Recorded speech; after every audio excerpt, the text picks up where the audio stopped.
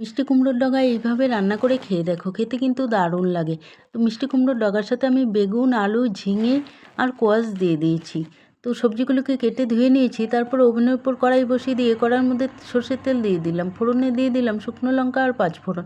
তারপর সবজিগুলোকে দিয়ে একটু নেড়েচেড়ে নিয়ে পরিমাণ মতো নুন হলুদ দিয়ে দিলাম। তারপর আবার একটু নেড়েচেড়ে নিয়ে কাঁচা লঙ্কা বাটা দিয়ে দিয়েছি।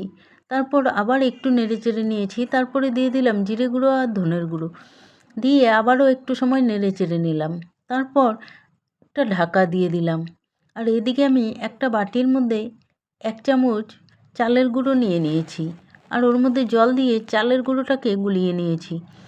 তারপর ঢাকাটা খুলে সবজিটা একটু নেড়ে চেড়ে নিয়ে ওর মধ্যে অল্প পরিমাণে জল দিয়ে আবারও ঢাকা দিয়ে দিলাম।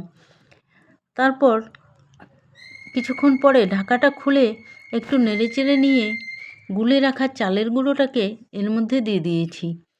দিয়ে কিছুক্ষণ সময় একটু নেড়ে চেড়ে নিলাম। তারপর 1 চামচ চিনি দিয়ে দিলাম এর মধ্যে। চিনি দিয়ে আবারও একটু সময় নেড়ে চেড়ে নিয়েছি।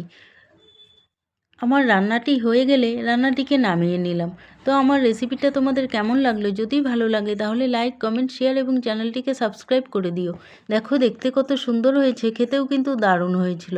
তো পরের দিন দেখা হবে অন্য কোনো ভিডিও নিয়ে। ততক্ষণের জন্য টাটা, সবাই ভালো থেকো।